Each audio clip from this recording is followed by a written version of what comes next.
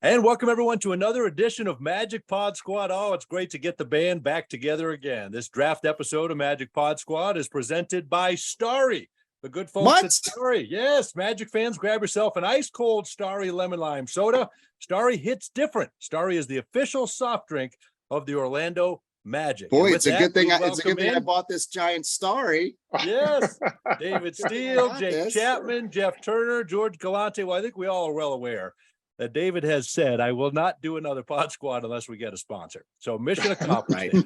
Good job, Dante. Mission accomplished. But I'm the only one, and I'm the only one who's starryless. So how do you figure that? What happened? My shipment just didn't arrive. It's probably coming this afternoon. I feel like I could share this one with everybody. Yeah, you could. You could feed a small country.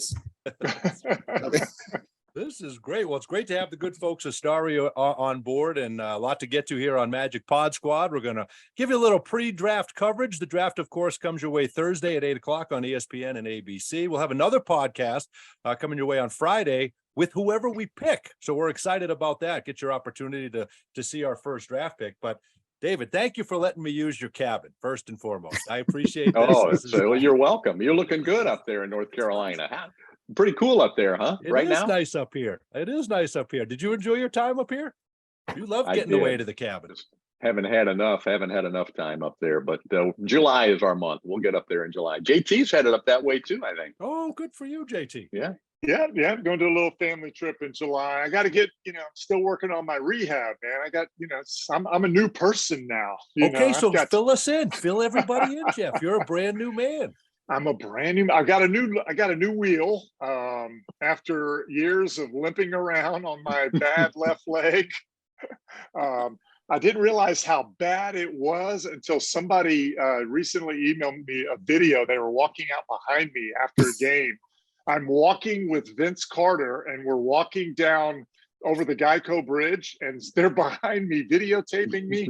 Oh my God, it looks like Joe Theismann is about to break his leg every time. So it's pretty ugly. So rough year going up and down the steps for interviews. But I'm a new man now. Got me a new 3 weeks today.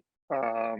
Got me a new knee. Yeah, I'm doing great. Full? Any limitations? Are you full go? I'm still working through the rehab process. I mean, there's still some swelling and everything, but doing great. So it's not for the faint of heart. Let me just say that. I can imagine. Yeah. Now you have no excuses. You have no excuses though well, yeah, that's true. You have no excuses to tell Ty though now that you can't go down the stairs. That's true. Realize that's part of the deal. I understand. Yeah, that's tough. I understand. That's tough. Yeah.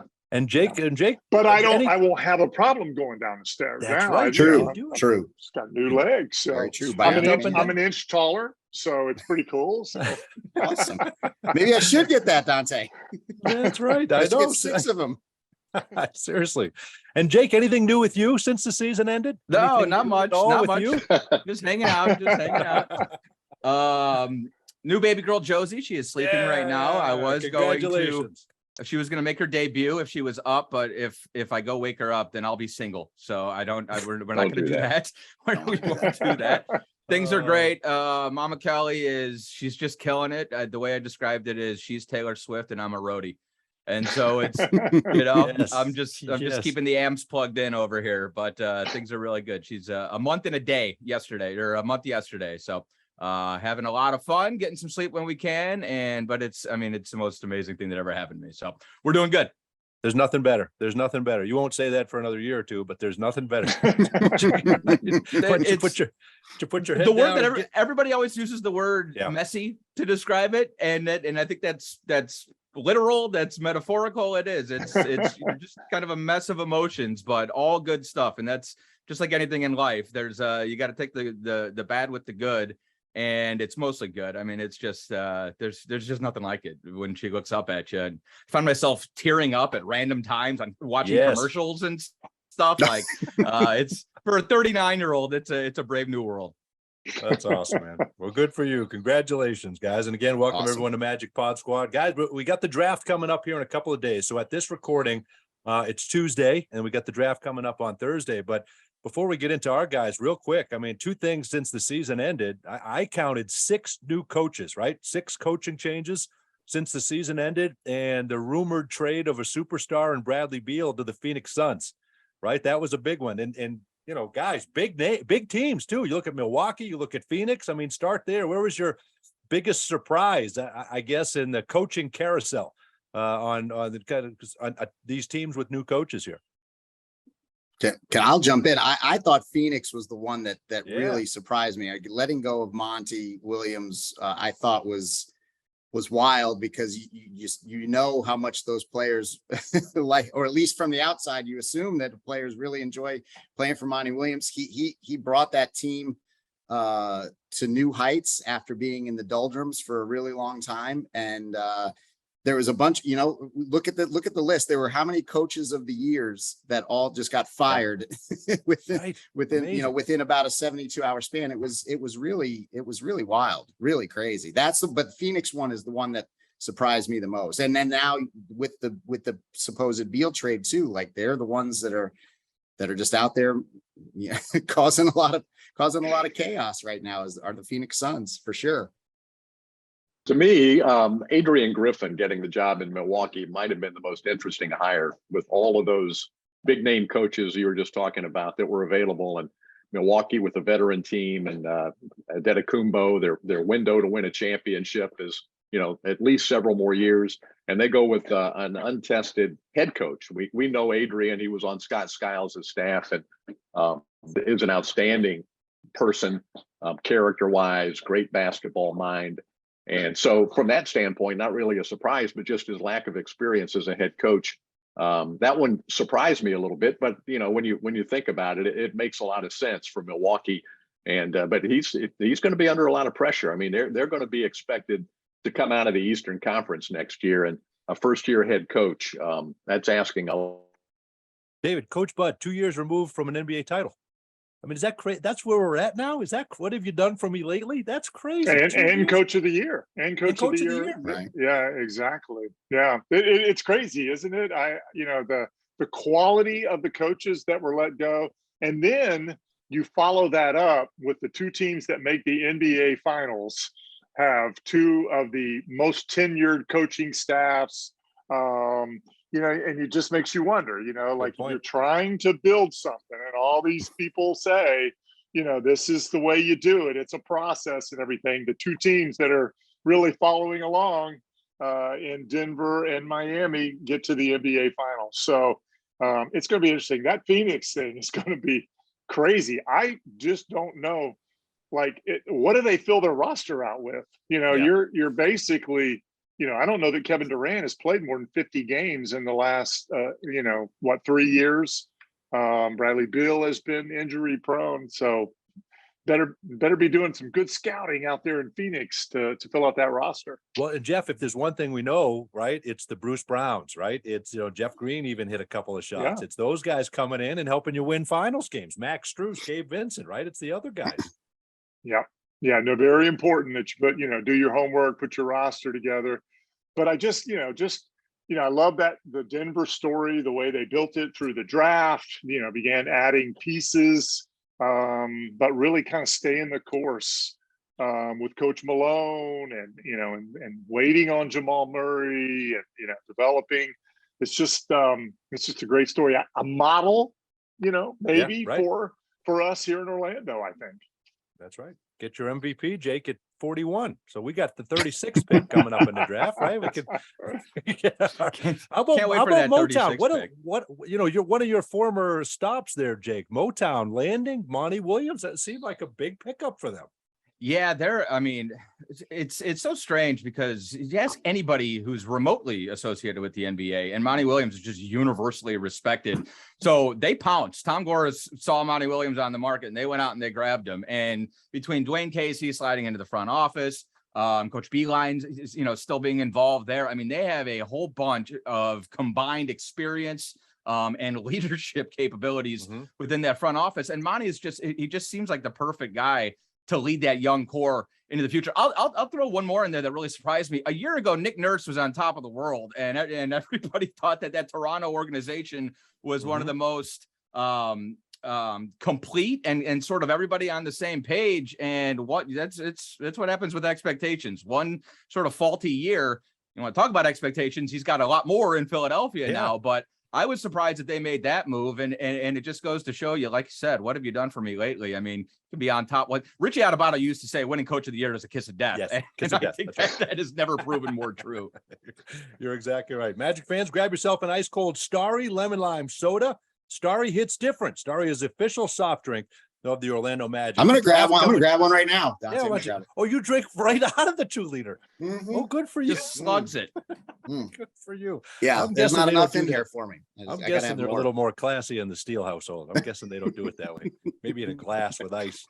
George, you Yeah, think that's Starry will take just eliminate your coffee needs anymore? Just go I Starry think in the morning. yes. I'm gonna That's a good go point. right. Yeah, I mean, at this we're recording this in the morning. I'm gonna be Yeah. wired for the whole day now. Yeah, I'm good. Draft Mhm. You comes and your way me- on Thursday. You and me on a road trip. No coffee bars. We're Yeah. going to the local We're going right- convenience store. Get us I a couple like of it. Starries. Is it a Chris? 4-ounce can you're holding, Jeff, or is it just how You big know- your hands are? His you know hands are what? enormous. You know what's really cool? I found this is a 7.5-ounce can. Isn't Okay. that cool? Ooh. Just a shot in the morning. I just need I a shot like of that. Starry. Like You know, espresso. I don't want the 2-liter. I'm getting older. I like to JT stay out of the ignoring the restroom. JT ignoring the emails saying that the 12 or 24 ounce cans are best for the pod squad, but that's okay. That's all right. okay. Hey, that's a shot. Little shot of it. Have it in the house. It's a shot. Dante Marcatelli, David Steele, Jake Chapman, George Galante, Boban Marjanovic here with you as we get ready for for the draft. Coverage comes your way Thursday at 8 o'clock on ABC and ESPN. David, this time of year, obviously you've been doing this for 34 years. This will go into 35 next year. Are you scouring the coverage, trying to learn these guys? I know you watch a lot of college basketball anyway, but you're reading the mock drafts. I mean, this is a cool time of year for fans as we kind of, every fan of every team trying to wonder who you're going to add to your team. But how much do you get into all of this and the mock drafts and everything that goes into the draft? Oh, I read everything I can find, Yes. Dante, like all of us, I'm sure, but I've learned through the years, and it doesn't take very long to learn this, that there's a lot of smoke screens going up right now. So you take everything you read with a grain of salt, but you do, I think, get a sense of at least, what the names are, who the players are that are going to be slotted in the lottery. And it looks like this draft really starts at number 3. There's some drama at 2 and 3 with Scoot Henderson and Brandon Miller, whether Charlotte, Portland get those two guys. But it looks like the top 3 is pretty well set. I would be shocked if anything different happened in 1, 2, 3. But after that, from everything I've seen, it looks like a wide open draft. And so at 6 and 11, there are a multitude of possibilities for the Magic. And it's fascinating to me. It's one of the great times of the year in the NBA. It really is. It's a lot of fun to follow this. You know what, guys, we always say this is, this organization, this regime, they did a great job of setting it up. Look you've got 2 lottery picks. You've got 6 and 11. You can move it if they choose to. They can move up, they can move down, move back. You've got free agency with your salary cap flexibility, right? I mean, and now, lo and behold, as we go into this summer, whether any of it happens, all these guys that are rumored to be moved, now all of a sudden Orlando is kind of one of the a rumored destination for some of these guys, which I know is fun for Magic fans. They've really, Jeff and John, you got to give them credit for how they've set this team up going into this draft. Well, I think it's fun for us too, right? I mean, we've Yeah. gone into some drafts where we're you're in desperation mode, right? Like we need some help. We need somebody to come in and really take the reins of this team. And over the last few years, like you said, Jeff and John have done a good job of plugging in the right holes, picking the right guys. You look at our roster now, and you can clearly see we have Paolo Banchero, who is obviously the clear-cut rookie of the year. You have Franz Wagner, you have Jalen Suggs, you have Wendell Carter Jr. So you have some flexibility now to kind of step back, and you don't need a rookie that's going to come in. And Jeff said it yesterday to the media that you don't need a rookie that's going to come in and automatically just be handed minutes. Like this, Right. Whoever comes in for us is going to have to really earn their spot. And that's good for everybody. I mean, that's good for competition in practices. That's good for whoever we pick to earn their stripes. And it's just a little, this draft feels a little different than the last few have. I'm assuming you guys agree with that. It feels like we're definitely, and we know nothing is linear, right? Like just because we improved by 12 games last year doesn't mean we're going to improve by 12 games this year and win 45. But you look at the landscape of the team and things are definitely trending upwards for this Magic organization. No doubt about that. Yeah, I would even think that, if you're Jeff and John, maybe the one change in the draft room this year is you can be a little bit more choosy in terms of, instead of just best player available, you can kind of look towards need a little bit more now, based on, what's in place thus far. I don't know that will be the case. I mean, you always want to add to your roster with talent and everything, but there's some really good shooters out there. Maybe you can, one of the picks, you can address some of that issue, but maybe look towards need a little bit more than say you have in the past. I think that's the most interesting aspect of it this year, and especially having 2 picks, because if you stay at 6 and 11, technically you could take the best player available with one and one that might sort of cater to what you need. No matter what, you shouldn't expect anybody to come in and play starter level minutes at 19 years old right now, no matter what. But obviously you want somebody who's going to contribute, but it just feels like we have a direction now, and we can make those picks sort of based on what we have in house. Whereas the last year, even, and certainly 2 years ago, we just wanted guys who could play. We just wanted to make sure we had something. We weren't sort of burning those picks. Now, all of a sudden you can kind of cater it a little bit. And that's a really, really interesting place to be, both with 2 picks, with all your future picks, with Denver's future first and 25, with all the cap space and flexibility you have. You can really do whatever it is you want to do. You say that, and it's largely true, that a 19-year-old is not going to come in and make, can't expect a 19-year-old come in and make a significant impact. But you think about our drafts the last 2 years, they have. Number 8, Franz Wagner came in, and from day one of training camp, it was obvious that guy was going to play big minutes. And then, of course, Banchero was a no-brainer. He filled the need at the 4, and he's a great player.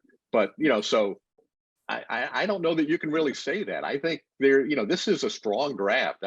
Jeff Weltman, John Hammond, they're looking at a lot of talented players that who knows who's going to pop. Who knew Franz Wagner was going to pop at number 8? So, this is pretty exciting time. We could really come out, and we have the need. Jeff said the shooting, obviously it's a team that hasn't shot the 3 ball well for many years. That needs to be addressed either in free agency or in the draft. And also, I think a wing with size who can handle the ball, make some shots, maybe play a little 1. I think that would fill a great need for the team as well. A 2-3 that can play maybe even some 1. And I think they may be looking in that direction too, to fill a need. Well, you're right, David. It just feels like the last couple of years, and we've talked about it on a number of shows, just to address the shooting issue, right? At some point, and whether internally or free agency or through the draft, right? Jeff, you kind of agree with David on maybe that might be a need. Where do you see some of the holes that they could address in the draft here?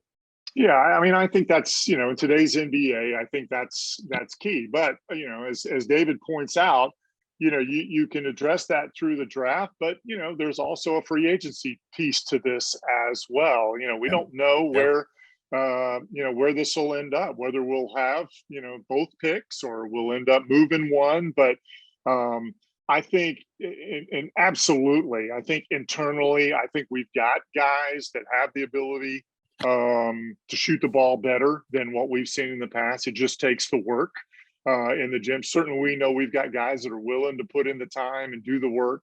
But there's just something about having guys that coming in. That's their strength, is they can flat out knock down shots.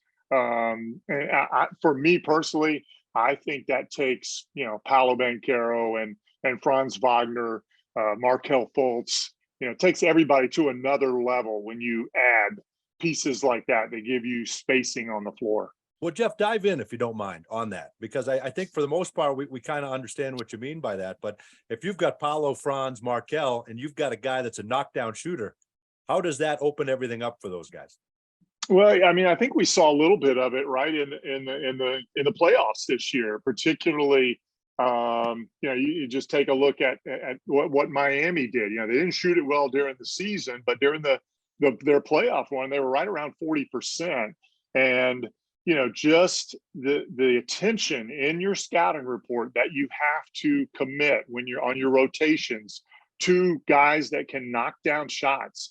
The distance that you have to close out. It helps, your playmaking players.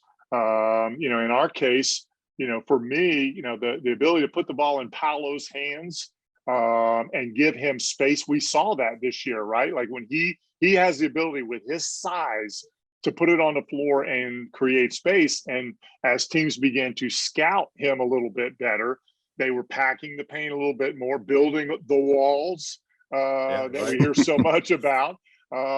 That wall is not as easy to build and really make it tight. It's more like a chain link fence when you have shooters, right? And so, I think that's the part that I think when we begin to get to that point, where as a team, we're in that upper, shooting 37, 38% as a team, then you're really going to see our star players blossom. Well, regardless, we know it's going to be a fun season. Magic fans, you can get your tickets on. Season tickets are on sale now. OrlandoMagic.com/season tickets. Jake, you and I do Magic Drive Time every day during the season, and we always laugh. Fans of every team are phenomenal, right? You just say, okay, you've got 6 and 11. Just get number 3. Just put them together and get 3. Or put them together, just tell Portland you're going to take 3 or get 4 from Houston. And Jeff Weltman said it yesterday. It takes 2 to tango, right? You got to have a partner that's willing to do that in any scenario, right? I love the chatter from Magic fans, and that's what, to me, what makes this time of year so much fun. You got to have another team if you're going to make a move of any kind that's willing to work with you. I think it's NFL draft think, because 6 and 11 in the NFL draft equals 3, but 6 and 11 in the NBA draft does not necessarily equal 3. It's just because it's a 5-man sport. And if you got a guy there at 3 that you think is a franchise changer, you're going to take him. You're not going to take a risk grabbing 2 guys at 6 and 11 that may be, it's and each year is different, and you could get, of course, just as good a player with the 6th or 11th pick or 15th or 41st or whatever. Yeah, right. But I think we fall victim to that every year. And then the obvious thing is it's also take the 1 or 10th and 11th guy for your potential all-star. Like I don't, as long as the numbers work in trade talks online, everybody thinks that's going to go through. Again, we are in a situation right now where we can listen, we can be involved in every talk, we can glom on and be the third team and facilitate a trade if need be. But I do think, look, Charlotte and Portland are sitting in 2 very, very interesting spots there at 2 and 3. It seems like we all know which players will be drafted at 2 and 3, just not necessarily who goes where. So boy, props to Steve Clifford. I think I'm kind of happy for the Hornets, happy for Cliff to be in a situation right now where they have some options, but I think it's going to be, there's a lot of intrigue there, especially when you think about Portland and Damian Lillard and what direction they're headed right now. That's going to be very fascinating. And I just think, I don't think much will happen until draft night, until the board starts falling and until either of those 2 guys are off the board. And then I think it could be an absolute melee. Well, they say the draft starts at 5? I'm not buying any of the hype. We've known for the last decade what the first 5 picks are going to be. It's kind of right. We see all the mock drafts, and with the exception of Anthony Bennett, I think everything's kind of fallen into line. But not to say there won't be trades or moves that happen. But George, this front office is tight-lipped. You had the number 1 pick last year, where it did. You could have screamed it from the mountaintops and it wouldn't have changed anything. You still would have had the number 1 pick, right? So we know they're not going to let anything out about 6 or 11 or anything like that. What do you observe with this front office when you're around them and kind of how they do their day to day, bringing guys in for workouts and things like that? That no stone will be unturned for sure. All these guys do their research and they want to get their work done before, it's just like everybody else, right? They want to get their work done before the draft, like the draft once the draft comes, they should be ready for any scenario, and they will be. And we've proven over the years that they have been able to pivot and move accordingly and adjust to whatever the board is dictating. they're just over prepared. And that's the thing you like about Jeff and John and the whole staff, is that they will leave no stone unturned.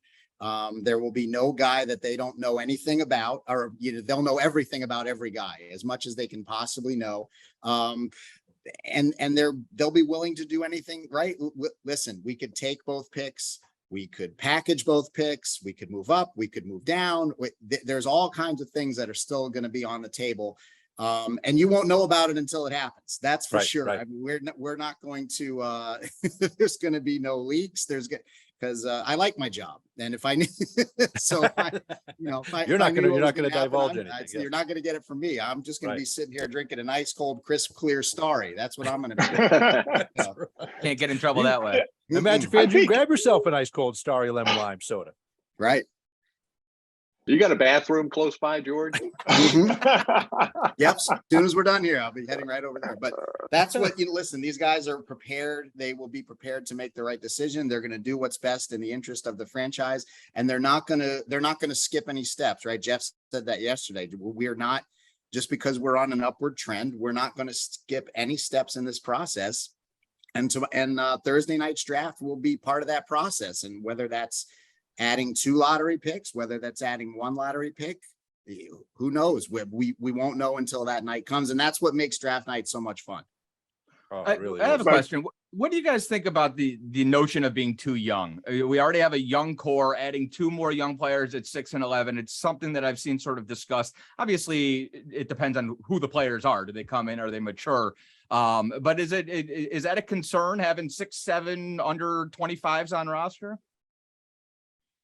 I don't think that it is going to be that big of a concern if you like the 2 players there, and it is a young roster. But like George just said, the front office, they have a plan, they have a process, and if they can strike with free agency this year, they have that flexibility. But if not, then they can strike down the road. Next year, could be the year that we use some of that free agent money that we have available under the cap. So I think you could go either way with it, and you're still going to get better because, like Jeff said, these young guys that we have, they're going to get better. There's going to be a step forward from all the young guys. And, Wendell is 6 years in the league, Markelle 6, 7 years in the league. Franz will be in his 3rd year. It's a young team, but it's not that young. I mean, it still is one of the younger rosters, but in terms of playing time and experience, this team has a chance to get better without adding nothing. So if you add 2 more really talented young players, then I don't think that sets you back. I mean, if you're trying to make a jump, obviously in 1 year from this year to next, then you would go all in on trying to get a big free agent, maybe dump these picks. But I don't think the team needs to be in that situation. I think they can grow organically and still add a couple of young players. How do you feel, JT? I think the big thing is like you're adding assets, right? I think from the standpoint of that, when you look at it, you sign 2 lottery picks. Those are rookie scale, contracts. Those are 4-year deals. So you've locked yourself into that. That's if you're looking at in the future, your continued flexibility. It's obviously maybe that's a concern or something, but following along what George and David just said, if you've done your homework and you make the right picks, then you've got assets, right? There are, they don't fit your particular team. They're workable assets in a deal going forward or along those lines. So yeah, I'm not sure. I'm with David. I think you start. Here's the deal: is like the old rule used to be that guys. And it may still be the case, I'm not really sure, but you peak, you really start to come into your own as a player, 27, 28 years old, something like that. We're still in that 25 range, but we got guys that started in that 18. So they've got 6, 7 years, much like Tatum and Brown in Boston, right? They've got that experience. They're all still very young. They started very young as well. So maybe that timeline is, moving up a little bit where you start really coming into your own and peaking around that 25, 26 range. And we've got guys that are right there. I think just for me, the continuity of what we, did finish the season with, over those, what is 57 games? Is that what we were looking at? And what we did, coming back in, adding the right pieces to that. I'm just excited. I think it could be a lot of fun, whichever way Jeff and John go. It's just adding the right pieces so that they complement what you have now. Well, to piggyback on kind of what Jake, and just to kind of think about it the other way, but if you decide to add a veteran, maybe it's a bench guy, a guy coming off, right? What you see, there's no Udonis Haslams left, right?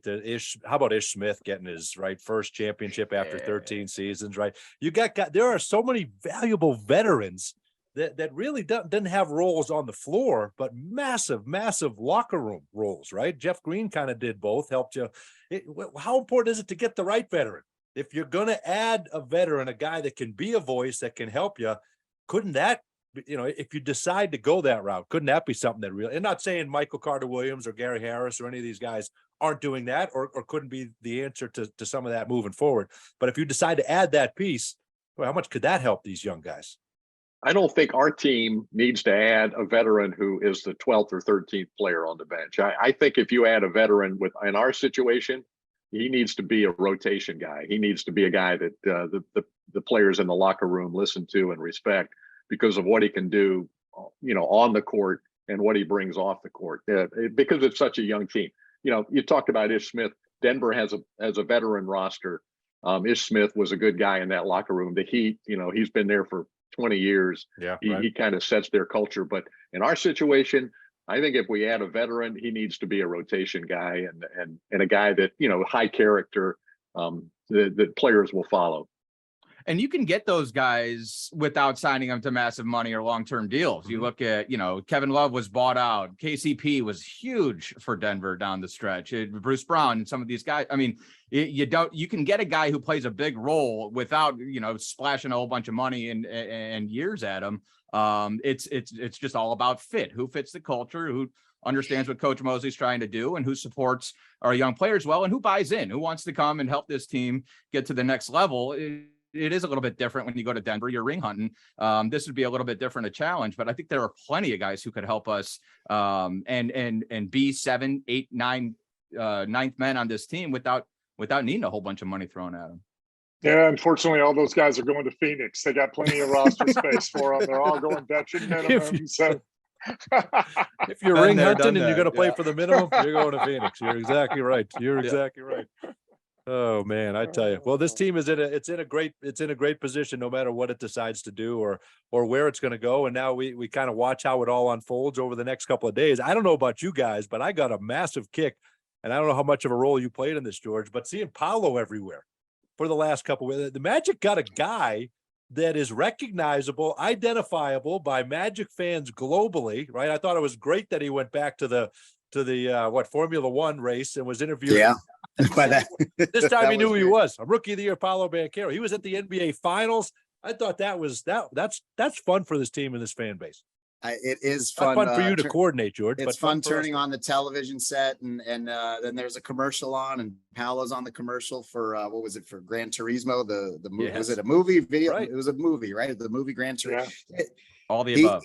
Listen, this is a guy that Magic fans have been wanting, right? This is a guy we've been starving for the last 10 years almost. So it's good to have that centerpiece that we can build around, and that fans are excited, players are excited, staff is excited. It's one piece in this puzzle that Jeff and John have been putting together. And listen, the draft is just. It's not just to make 23-24 better, right? This is something to look for years. Yeah. It's just a part of the puzzle, and this puzzle is much bigger than just the 23-24 season. It's a part of it, and it's fun to speculate how this is going to go. And you're right. It's nice to have a guy like Paolo, and there's going to be more stuff coming this summer, I think, for Paolo. I mean, he's got some national team decisions to make, right? Yeah, right. And, to see how he goes into his sophomore year and takes that next step. It's a very exciting time to be a Magic fan. Good to have options. I offered my services to every country and it was denied. Nobody wanted me on their Olympic team. Nope. Yeah, so we'll have to see. We'll have to see how that plays out. But I think about, guys, you're going into this thing and you got Jamal Mosley, right? Who has pieces now, and he's got, we know what Paulo, we think we know what Paulo is going to be, what Franz is going to be, what Wendell is going to be. Big year for some other guys, isn't it? You think about who some of the guys that we might be looking at to take a jump. Maybe Jalen Suggs, Bol. What's Bol going to look like now that he kind of understands what it's like to play an entire season? Chuma, Cole Anthony in that 6-man role, if that's what it's going to be, or is he going to push to be in the starting lineup? I mean, we got big years for guys, and we got some rotation decisions, which is exciting. Yeah, no question about it. Like we were saying earlier, it's a young team, but Cole Anthony going into his 3rd year. So he's a guy that we saw him take a big step last year. His opportunity is going to be there for minutes because of his ability to score the basketball, whether he is a starter or coming off the bench. Can Jalen take another step forward? Can he become a more consistent outside shooter and, put the brakes a little bit on his sometimes reckless driving to the basket? But, you don't want to take that totally away because, that's part of what makes him Jalen Suggs. But, I think he can make a few adjustments to the way that he attacks the game, and he can take another step forward. Does Jonathan Isaac make another run at it? Because, he had an injury late last season, but, he's trying to get ready for another run. And, we all hope that he can get healthy. So, yeah, there are a lot of interesting storylines for the team coming up this year. And I know Coach Mosley, Jeff, I know you have a lot of conversations with Mose. For a coach, right? You got in pieces now. You got assets. You've got guys you can work in. And how quickly, I mean, does it take, does a coach know through training camp? Do you got to get through the preseason? Does it take a quarter of the season? How quickly will he know, okay, these are the guys I need to go to? Yeah, I think he learned a lot about his team, about his coaching staff and what they were trying to accomplish at the end of last, season, how the team finished, getting some of those what you're talking about, adding Jonathan Isaac back into the mix if he's helping. We're looking at those, how does, from a guard standpoint, it's always going to be interesting how those rotations are, but I thought he had a nice feel for that towards the end of the season. The rotation of the bigs, that's going to be interesting to see how it goes. What I think Mose has done, though, is he is really, over these past 2 seasons and going into this year, he's kind of set a standard. This is how we're going to play the game, right? And I think that continuity, here's my expectations. You always want to raise the bar, level up, as he likes to say, each year, demand a little bit more. But most of these guys, when you're talking about what's coming back, understanding the playbook, now being able to add a little bit more, maybe do a little bit more defensively, change some things. I think those are all positives that Mose has put in. I just really like the atmosphere around this ball club, the way that they cheer for one another. Culture is one of those words that gets thrown around and everything, but I do think it's important that, when you come into a situation, you've got guys that have been here, it's like, no. In this building, this is the way we do things, right? This is what's expected of us, kind of thing. Guys buy into that. I think people want to be a part of something like that. And to me, that's the thing I've been most impressed with Mose, is his ability to communicate exactly what that looks like. He'll get an opportunity to do that. And I love what Wellman said yesterday. This is becoming a destination. In all of his conversations with agents and free agents and things like that, he's realizing Orlando's becoming a destination. And I think that's pretty cool for Magic fans as well. Another destination, the Orlando Magic team shop at Amway Center. You can visit in person or go to orlandomagicshop.com. You can even bring your Starry in there if you want, like George, right? Just grab that 2-liter bottle. Yeah, you just grab it and just go. Nice, just bring it right Starry, in. Yeah, walk down the road, lemon lime soda. Starry hits different. The official soft drink of the Orlando Magic. Okay, last thoughts, guys. And I thought this was pretty cool. JJ Redick, right? Did you see his comments? He thinks the Magic are going to be one of those teams that makes a big jump next year. We don't know, right? They finished last year 34-48. They did jump 12 games, a 12-win improvement from the previous season.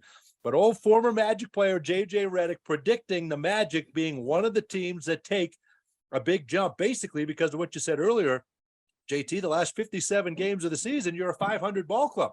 If you don't start 5-20 and you have Markelle and you have your pieces in place from the beginning, I don't see how he's wrong. I think this Magic team can certainly be a team that's, that's fighting for playoff contention, certainly, and maybe being one of those teams that takes a leap. Hey, remember down the stretch, what did we have for the most part? We had health. We had guys in the lineup and everything. And that's the thing. When you look at our roster, if you have availability, if you have the guys there that you can pluck and fill in and do all those things, this is a pretty solid roster, right? But that's part of the game. That's part of the NBA. But I agree. I think in one of JJ's comments, he even mentioned Markelle. I really, that's one of the things I'm looking forward to this season. I just want that kid to come into camp, be healthy, and just from the get-go, because I just, it's a big year for him. And I look forward to seeing what he's going to be able to pull with it. And I think JJ made the same point.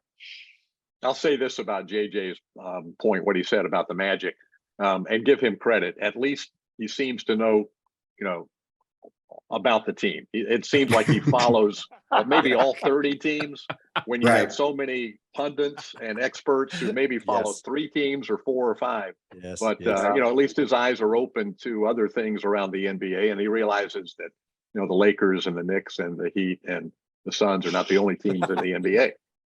So give him credit for that, right? Love it. A little soft spot. I that's nice, David. Well said.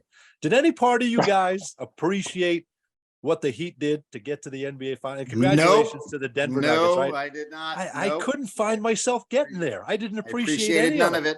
I wanted a 40-point loss in every game. Yep. But it is. I'm gonna put myself on mute right now just so I don't get myself in trouble. Well, congratulations to Aaron Gordon, Ish Smith, Michael Malone, the Denver Nuggets, the NBA champions, and congratulations, Magic fans. This is going to be fun on draft night, guys. It'll be weird not being in the building. George, you'll be there. You'll be a part of this, but it'll be fun to see what the Magic do. Possibilities are endless, and we'll take it from there. The draft comes your way at 8:00 on ABC and ESPN. And with that, we thank everyone for listening to the draft episode of Magic Pod Squad, presented by Starry. Go get yourself a Starry. David, we got some on the way. Don't worry. I'm running out. It's a generic Pups and Cups coffee. Generic. Are cup you here. sipping it? That looks full still, George.